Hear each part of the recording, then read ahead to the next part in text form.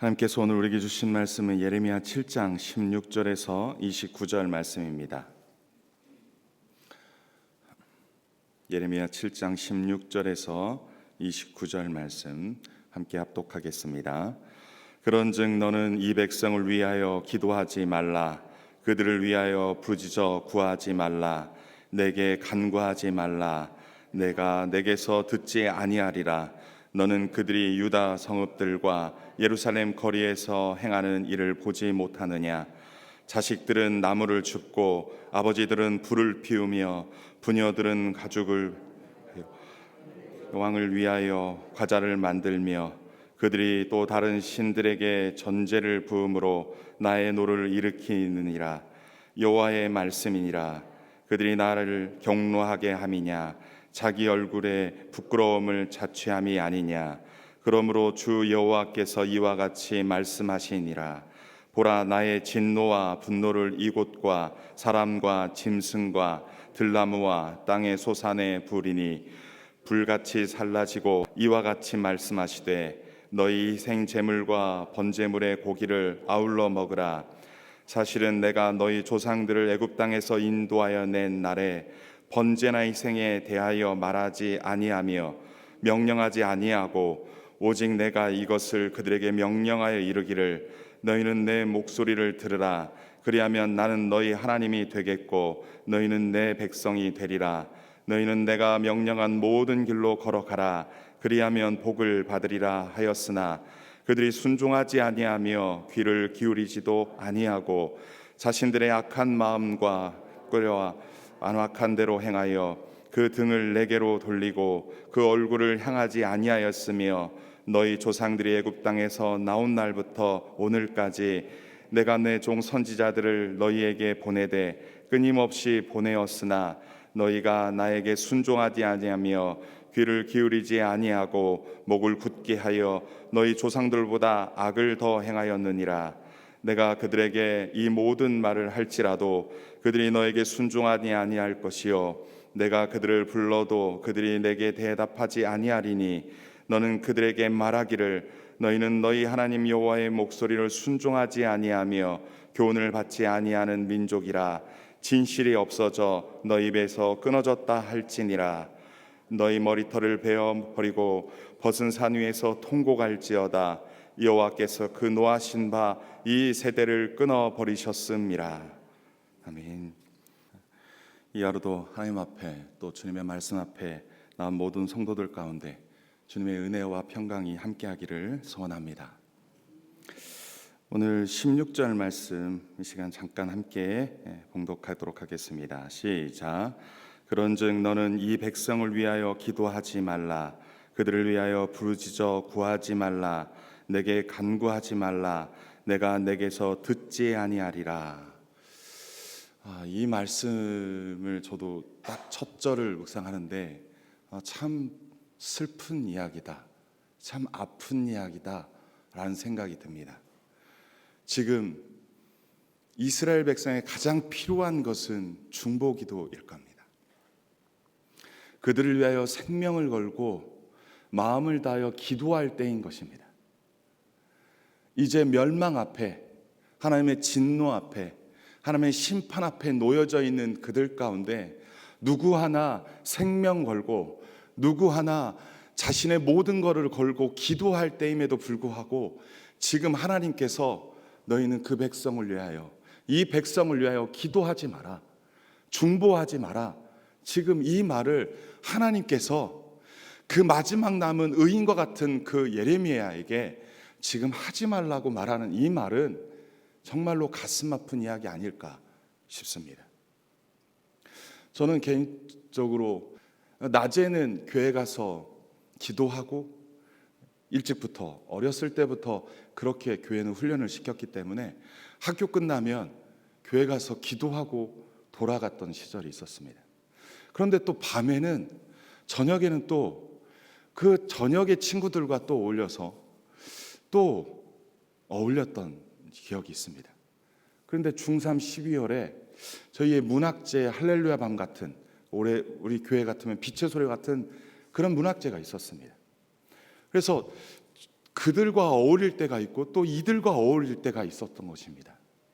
그런데 그때 요한복음 17장 말씀에 너는 세상에 속한 것이 아니라 그리스도 안에 그리스도께 속했다라는 말씀 앞에 내가 그동안 양다리를 걸치고 살았던 것들을 후회하고 돌이키며 내가 세상에 속한 것이 아니라 하나님께 속했다라는 그 말씀 앞에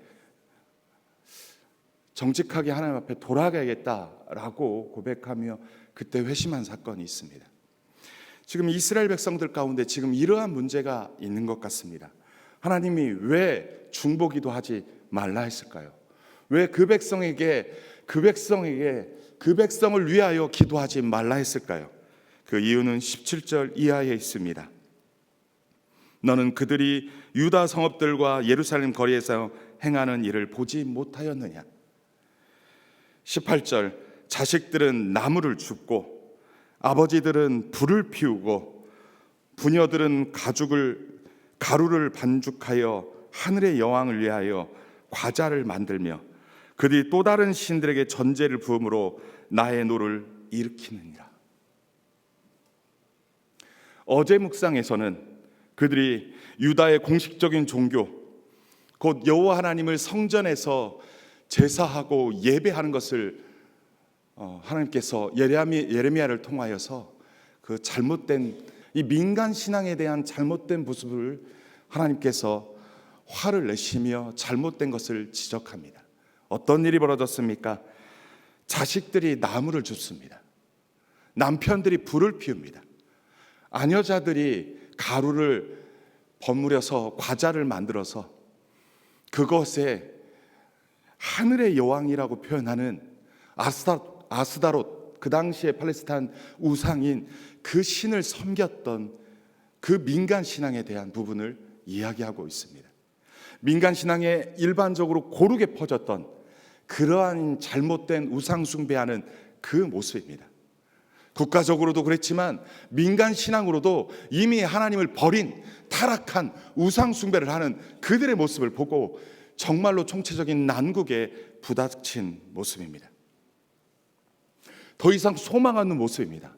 왕부터 귀족들과 모든 서민들까지 이렇게 하나님을 철저하게 낮에는 하나님 섬기는 것 같고 제의적으로는 절기적으로는 안식일적으로는 철저하게 하나님을 섬기는 것처럼 보여지지만 일상에 돌아가 보면 철저하게 하나님을 버리고 우상을 숭배했던 그들의 양다리, 이쪽도 버리지 못하고 저쪽도 버리지 못하고 나에게 복만 주면 모든 것을 다 해야지 그 어느 것 하나 버리지 않고 두 가지를 함께 가고 있는 이들의 모습, 그 모습을 보고 하나님이 중보기도 하지 마라, 이들을 위하여 기도하지 마라 말하는 것입니다. 이들이 얼마나 비양심적이냐면요, 대낮에 성읍과 예루살렘 거리에서 행했다 말합니다. 절기적으로는 어쩔 수 없어서 하지만 절기 이외의 시간에는 하늘의 여왕, 그 우상에게 그렇게 했다라고 말합니다. 어쩌면 우리에게 그러한 양다리의 작전은 없습니까? 이것도 버리지 못하고 저것도 버리지 못하고 이것도 가지고 가고 저것도 가지고 가는, 나에게 복만 주고 나의 그 어떤 것들만 해결해 준다면 다 가지고 가는 그러한 모습은 없습니까? 가끔 저는 그런 생각이 듭니다. 지혜롭다는 것이 이기적인 것일까? 지혜롭다는 것이 정말로 내가 절대로 그 어떤 것을 포기하지 못하고 내가 더 많은 것들을 얻기 위한 이기적인 것이 지혜로운 것일까? 때때로 내가 손해보더라도 공동체를 위해서 희생하는 것이 그게 정말 하나님의 뜻은 아닐까? 손해볼 수 있는 것은 아닐까? 절대 손해보지 않으려고 두 가지 다 놓지 않고 두 가지 다 가지려고 하는 거, 그거 탐욕 아닐까 싶습니다. 때때로 하나님은 선택하라고 하십니다. 여호와의 종교냐, 말씀의 종교냐, 아니면 우상이냐. 지금 하나님은 어쩔 수 없이 이 우상과 함께 동거할 것인지 아니면 이들을 뿌리쳐 버리고 이들을 징계하며 진노할 것인지 하나님은 지금 선택할 기로에 서 있습니다. 우리의 양다리 때문에 하나님도 적과의 동침을 해야 될지 말아야 될지 선택할 시점에 와 있다는 것입니다. 하나님 어떻게 결정하십니까? 19절 이하입니다. 여호와의 말씀이니라 그들이 나를 경노하게 함이냐 자기 얼굴의 부끄러움을 자취함이 아니냐. 이 19절 말씀의 새 번역은 이렇게 번역하고 있습니다. 그러나 그들이 그렇게 함으로 나를 경노하게 하는 것으로 그치느냐? 그렇지 않다.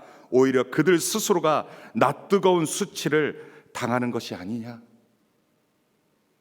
나를 경노하는 것으로 끝나는 것이 아니다. 그들에게 낯뜨거운 수치를 당하게 할 것이다 라고 말씀하는 것입니다. 하나님은 절대로 적과의 동침을 하지 않습니다. 우리의 양다리 작전에 결코 휘말리지 않으십니다. 결과적으로 20절에 그러므로 주 여호와께서 이같이 말씀하시니라 보라 나의 진노와 분노를 이곳과 사람과 짐승과 들나무와 땅의 소산에 불이니 불같이 살라지고 꺼지지 아니하리라 말씀합니다. 그들의 잘못은 그들의 잘못으로 끝나지 않습니다. 그들의 잘못은 그들에게만 징계가 가는 것이 아닙니다. 그들 이웃도 징계를 받을 것이고요, 동물들도 징계를 받을 것이고요, 모든 피조 세계도 징계를 받을 것이라 말합니다. 따라서 나 하나의 죄악은, 나 하나의 잘못은, 나 하나의 타락은 나 하나로 그치지 않는다라는 것입니다. 21절 이하의 말씀입니다. 만군의 여호와 이스라엘 하나님께서 이와 같이 말씀하시되 너희 희생제물과 번제물의 고기를 아울러 먹으라 말합니다. 여기에서 하나님의 말씀 중에 희생제물과 번제물의 고기를 그냥 마음껏 먹으라 말합니다. 사실은 5대 제사에서 번제물은 하나님께 완벽하게 살라 바치는 것입니다. 제사에 동참했던 자들과 함께 먹는 일이 전혀 없습니다. 그러나 나머지 제사들에 대한 부분에 있어서는 제사에 동참한 자들이 제사장이든 또 레위인이든 또 모든 백성이든 함께 먹는 것과 때때로 그들과 또 전혀 다른 부분들만 먹는 부분이 있습니다. 중요한 것은 제사에 동참한 자들이 함께 먹는 제사와 전혀 그렇지 못한 제사가 있는데, 지금 하나님께서 이 번제물까지도 희생제물과 함께 먹으라 말합니다. 이게 좋은 표현일까요? 결코 그러지 않습니다. 나에게 바쳐지고 내가 먹어야 할 것 같이 그냥 야 니들 먹어라, 나 그런 거 별로 원하지, 되게 마음이 상한 표현을 이야기하고 있는 것입니다. 그러면서 그 이유를 22절 이하에 말씀합니다. 사실 내가 너희 조상들을 애굽 땅에서 인도해낸 날에 번제와 희생에 대하여 말하지 아니하며 명령하지 아니하고 오직 내가 이것을 그들에게 명령하여 이르기를 너희는 내 목소리를 들으라 그리하면 나는 너희 하나님이 되겠고 너희는 내 백성이 되리라. 너희는 내가 명령한 모든 길로 걸어가라 그리하면 복을 받으리라 하였으나 라고 말씀합니다. 이스라엘 백성이 애굽에서 나왔을 때 처음부터 번제나 희생제물이나 어떠한 제사로 하나님께 드리라고 말하지 않았다는 것입니다. 출애굽기 19장 5절 6절에 보면 이렇게 말씀하고 있습니다. 세계가 다 내게 속하였나니 너희가 내 말을 잘 듣고 내 언약을 지키면 너희는 모든 민족 중에서 내 소유가 되겠고 너희가 내게 대하여 제사장 나라가 되며 거룩한 백성이 되리라. 너는 이 말을 이스라엘 자손에게 전할지니라 말합니다. 구원받은 이스라엘 백성에게 요구했던 첫 번째 하나는 너희는 내 말을 잘 듣고 내 언약을 지켜라 라는 것입니다. 그러면 너희가 모든 민족 중에서 내 소유, 보석 같은 존귀한 존재가 될 것이다.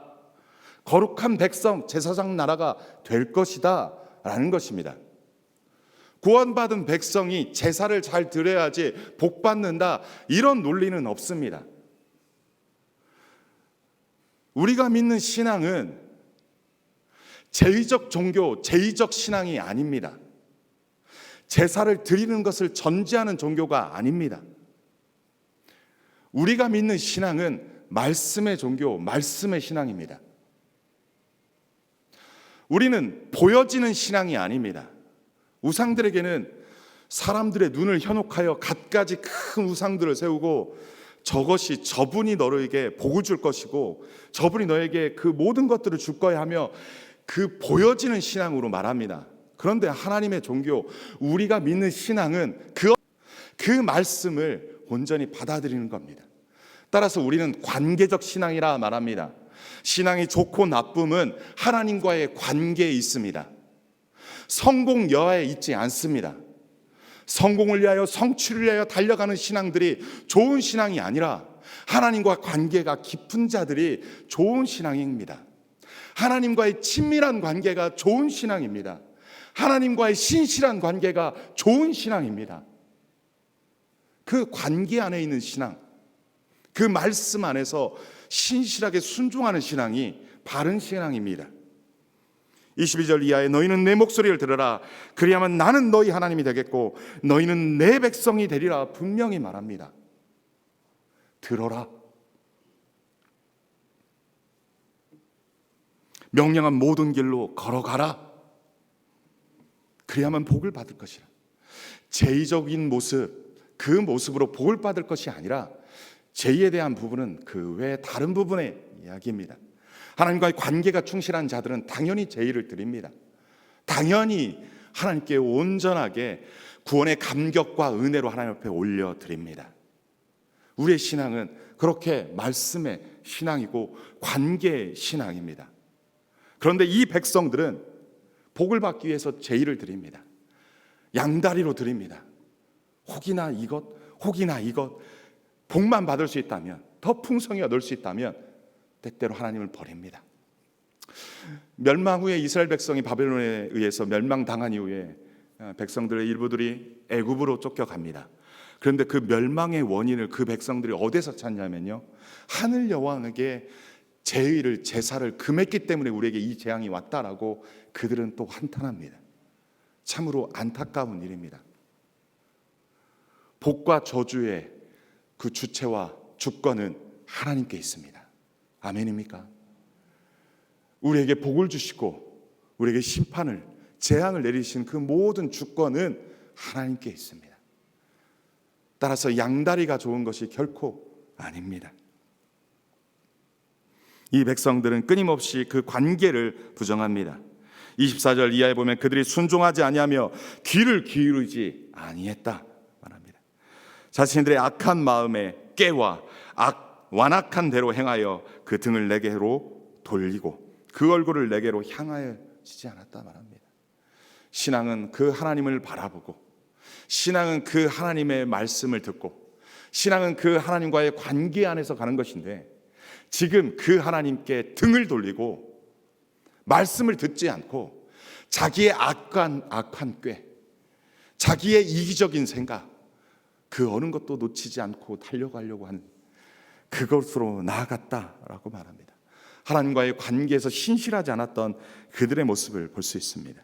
그런데 문제는요, 그러한 모습이 애굽에서 나온 그 조상들로부터 이어졌지만 그것을 끝나지 않습니다. 25절 이하 보니까 너희 조상들의 애굽의 땅에서 나온 날부터 오늘까지 내가 내 종 선지자들을 너희에게 보내되 끊임없이 보내었으나 너희가 나에게 순종하지 아니하며 귀를 기울이지 아니하고 목을 굳게 하여 너희 조상들보다 악을 더 행하였다 말합니다.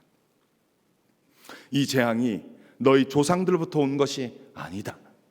너희 조상들도 잘못하였지만 지금 너희는 그 조상들보다 더 악하다. 지금 너희는 더 악함을 이야기합니다. 따라서 하나님과의 관계가 철저한 양다리였고, 복만 준다면 이것도 저것도 다 취했던 모습이었음을 볼 수 있습니다. 따라서 27절 이하에는 예레미야 네가 그들에게 이 모든 말을 할지라도 그들이 너에게 순종하지 아니할 것이요 네가 그들을 불러도 그들이 내게 대하여 대답하지 아니하리니 너는 그들에게 말하기를 너희는 너희 입에서 끊어졌다. 하나님은 더 이상 이 백성에게 기대하지 않고 기대할 수 없는 존재임을 오히려 예레미야를 설득하는 모습을 볼 수 있습니다. 저는 이 말씀을 보면서 참으로 안타까운 모습을 느낍니다. 오늘날 우리에게는 이러한 양다리의 모습은 없는지, 우리에게 있어서 복만 준다면, 잘 될 수만 있다면, 성공할 수만 있다면 그렇게 하는 모습은 없는지 돌아봅니다. 이러한 부분들은 돌이켜야겠죠. 근데 저는 오늘 전체 말씀 속에서 예레미야 마음을 한번 생각해 봤습니다. 여러분, 말씀을 잠깐 내려놓고 하나님이 예레미야에게 너 중보기도 하지 마. 이 백성 소망 없어. 네가 기도하는 이 백성 소망 없어 라고 말할 때 여러분, 예레미야 마음은 어땠을까요? 여러분들 지금 마음을 두고 있고 마음으로 생각하고 있는 정말로 간절한 중보기도 제목 하나쯤은 다 있다고 생각합니다. 지금 내 자식 저렇게 가면 안 되는데, 지금 내 남편 저렇게 가면 안 되는데 라며 하나님 앞에 나와 1년, 10년, 때로는 20년, 아니 어쩌면 평생토록 기도하는 제목 없습니까? 하나님이 버리면 쟤 어떡합니까? 하나님이 버리면 저 사람 어떡합니까? 하나님이 그럽니다. 야, 그 자식 소망 없어. 그 사람 소망 없어. 내게 대하여 어떻게 하는데? 내게 대하여 어떻게 하는데? 이제 그만해. 네 기도 소리 듣지 않겠다라고 말한다면 여러분, 정말 기도를 멈추겠습니까? 지금 예레미야는 하나님이 중보기도 하지 말라는 말 앞에 정말 기도하지 않았을까요? 이스라엘이 멸망 앞에 그 마지막 멸망의 순간까지 예레미야가 정말 기도하지 않았을까요? 저는 예레미야가 마지막 순간까지 기도했을 거라고 생각합니다. 그리고 저는 여러분에게 감히 말합니다. 하나님이 마지막까지 기도하지 말라고 했다 할지라도 우리는 마지막까지 기도해야 하지 않을까 싶습니다. 내 자식, 눈에 넣어도 아프지 않은 내 자식, 그들이 곁길로 나아가지 않기를 원합니다. 설사 하나님이 기도하지 말라고, 소망 없다고, 가망 없다고, 기대할 수 없는 존재라 할지라도 나는 기도하겠습니다. 나는 기도하겠습니다. 하나님 나는 기도하고 싶습니다. 정말 소망 없는 것 같지만, 정말 가능성 없는 것 같지만, 하나님 앞에 심판받아 마땅한 존재가 맞지만 나는 기도하고 싶습니다. 하나님 긍휼을 베풀어 주옵소서. 여러분, 그렇다면 예레미야가 그렇게 기도했다라고 치자고요. 그렇다면 정말로 우리 하나님은 정말로 마지막까지 기대 없는 자, 소망 없는 자, 그냥 그러한 마음으로 심판이 당연해 하고 마지막까지 갔을까요? 저는 또 그것도 하나님의 마음이 아닐까라고 생각이 됩니다. 출애굽기 32장에 보면 이 백성들이 금송아지 사건을 통하여서 우상 숭배했을 때 모세는 생명을 걸고 기도했습니다. 마지막까지 기도했습니다. 이 백성들 진멸하고 너로부터 다시 출발하자라고 했을 때 모세는 포기하지 않고 내가 생명책에 내 이름을 지우서라도 이들을 구원해 주옵소서라며 자신의 생명을 걸고 기도했습니다. 그때 하나님은 어떻게 했습니까? 마치 그 기도를 기대했다는 듯이, 기다렸다는 듯이, 그래 그렇게 하지 않으마 하며 그 백성을 마지막까지 끌고 갔던 모습을 봅니다. 물론 광야의 40년의 그 1세대들은 광야에서 죽고 말았지만 하나님께서 마지막까지 기회를 주시고 마지막까지를 기회 주셨던 분이 우리 하나님이 아니신가 싶습니다. 여러분, 하나님의 마음도 아파하며 누군가를 위해서 끊임없이 중보기도 하기를 바라시는 마음이 우리 하나님의 마음이 아닐까 싶습니다. 저는 그래서 단호하게 이 16절의 말씀에 너는 이 백성을 위하여 기도하지 말라는 말에 바꾸고 싶습니다. 그런즉 너는 이 백성을 위하여 기도하라. 그들을 위하여 마지막까지 부르짖어 구하라. 네가 끊임없이 간구한다면 내가 들으리라. 이것이 하나님의 마음이 아닐까 싶습니다. 말씀을 정리하고 싶습니다. 제의적 신앙이 아니라 순종 중심의 신앙입니다. 제의보다 하나님의 말씀을 순종하는 것을 하나님이 더 기뻐 받으십니다. 예배당에서만 드리는 예배가 온전한 예배가 아니라 예배당에서 말씀을 듣는 시간부터 삶에서 순종하는 것까지가 예배의 시간입니다. 하나님은 그렇게 우리에게 이 관계 안에서 신실함, 이 말씀 안에서 순종함의 신실함을 우리에게 도전하고 이것이 내가 원하는 바른 예배다라고 말씀합니다. 이 신앙의 기준, 이 예배의 기준, 이거 앞에 절대로 흔들리지 않는 우리 됐으면 좋겠습니다. 그리고 마지막까지 여러분이 기도해야 될 그 대상들, 여러분 마지막 순간까지 여러분 생애 끝날까지 기도하십시오. 때때로 하나님의 응답은요, 나 죽고 그 이후에도 응답하시는 분이 하나님이십니다. 여러분 때 응답이 없다 할지라도 결단코 포기하지 마십시오.